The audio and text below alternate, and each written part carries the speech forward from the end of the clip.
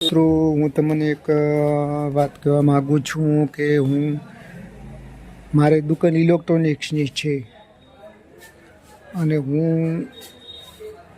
ડીટીએચના receiver નવા રાખું છું, એરટેલ ભાડાવાળા રિસીવર નવા રાખું છું અને એલઈડી ટીવી અને રિમોટ રાખું છું, ડીટીએચના રિમોટ. પછી એલઈડી ટીવીઓ માટે સર્કિટો આવી કાર્ડ નવા નાખવા માટે આવા કાર્ડ નવા રાખું છું. હવે કેબલ છે, એલઈડી લગાડવા માટેની સ્ટેન્ડ, રિસીવર લગાડવા માટેની સ્ટેન્ડ.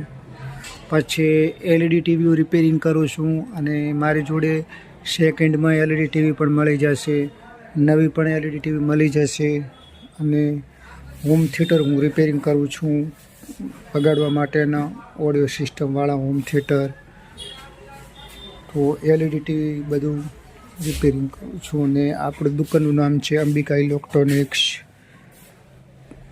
ગામ પાભર, તિરુપતિ માર્કેટ. ટીસીએલની એલઈડી રિપેરિંગમાં આવી છે 32 ઇંચની. એક લાઇટ ખરાબ છે તો આ ફ્લેમ લિસ્ટ છે, એટલે અને હવે સોલ્યુશન ઉખાડવું પડશે બધી મકાથી, પછી ખુલાશે અને પેનલ ડિસ્પ્લે. તો ચલો અને હવે પ્રોસેસ ચાલુ કરીએ.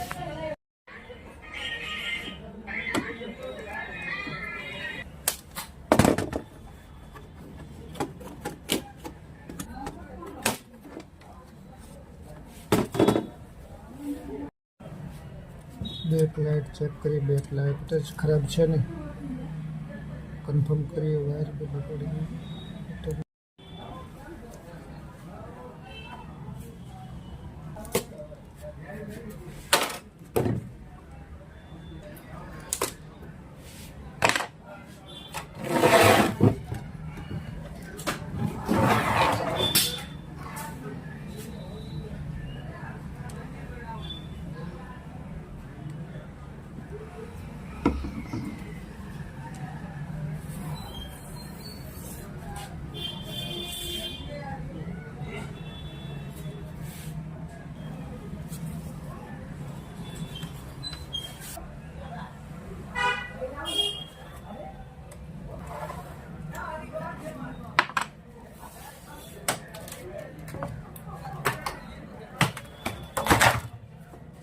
પાછી બેક લાઇટ નવી નાખવી સારું. તો શું કે ગ્રાહકને મુશ્કેલી ના પડે અને ખરાબ ના થાય તાત્કાલિક એટલું જોઈએ. તમારે આ રીતનું ઉખાડવું અને પેનલ ખરાબ થઈ જાય ડિસ્પ્લે તો પછી કોઈ કંપની કિંમત મેન એમ હોય.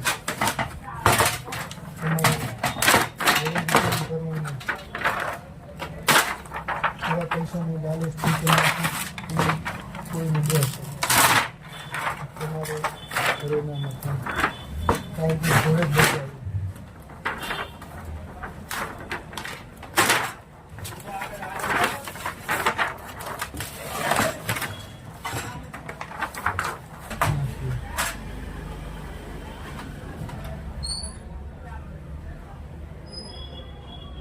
પછી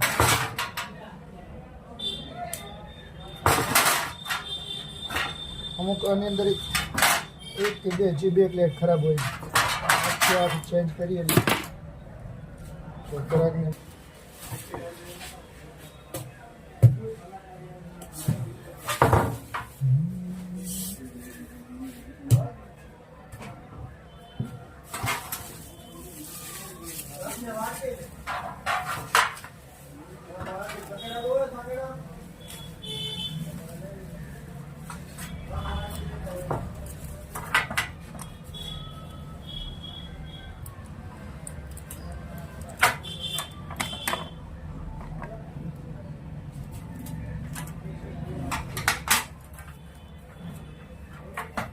આમાં બેક લાઇટ નાખેલી હતી ને એ સારી સ્ટન્ટ હતી.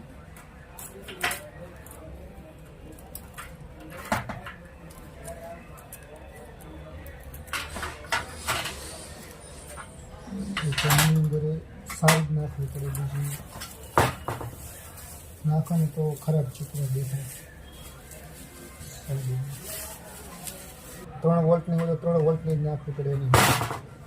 2 વોલ્ટની નાખો તો ચાલે તો ખરી, પણ થોડોક ઊંચા મળી જાય, મજા ના આવે. તો આપણી જોડે છે 7 LED વાળી, તો એના માટે કરી અને આપણે હવે આ એક LED આગળની કાપી નાખશું, અહીંયા જમ્પર મારી નાખશું એટલે થઈ જાય રેડી.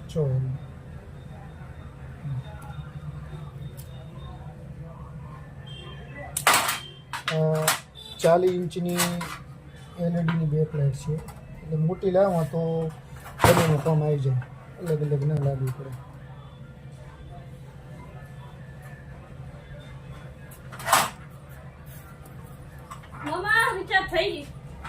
થઈ રહ્યું વળે થઈ રહ્યું.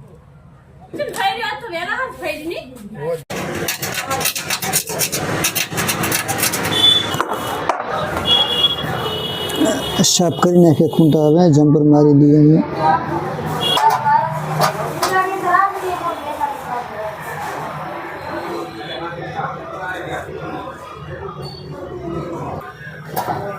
અલગ અલગ સોકેટ છે, નવાને સોકેટ છે ને એ અલગ ટાઈપનું આવ્યું છે.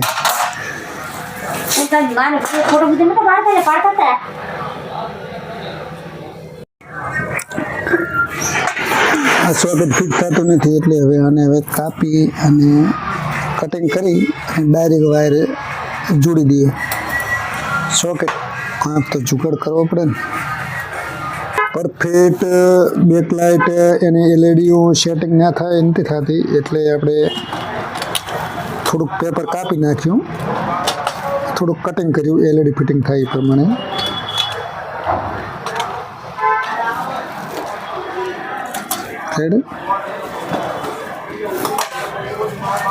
બેકલાઇટ ઉપર ફિટિંગ થઈ ગઈ. હવે થોડું સેટ કટિંગ તો કરવું પડ્યું પેપરને.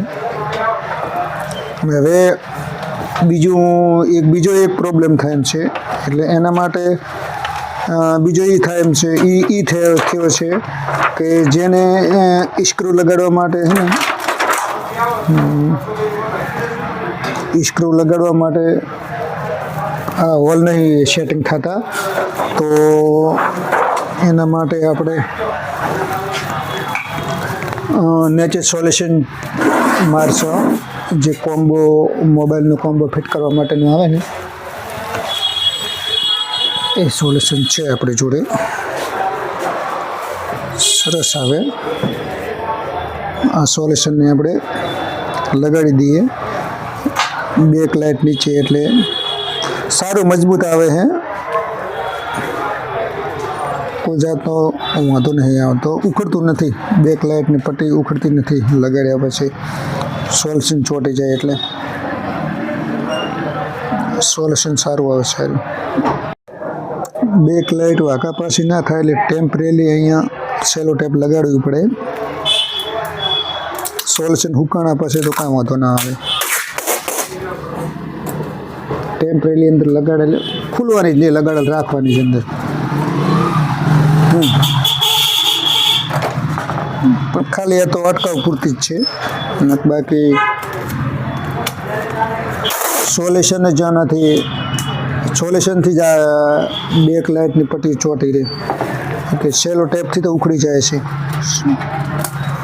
નથી રહેતી. એ મેં ટ્રાય કરેલો એટલે તો ખાલી સોલ્યુશન હુકાય ને ત્યાં સુધી જ.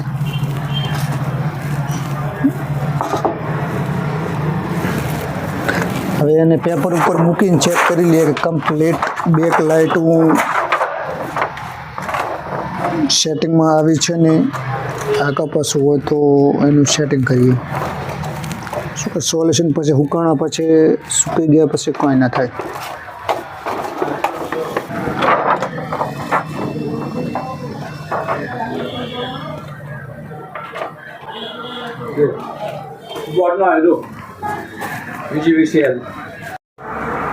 તો આપણે બેકલાઇટ ફિટિંગ કરી નાખી છે. હવે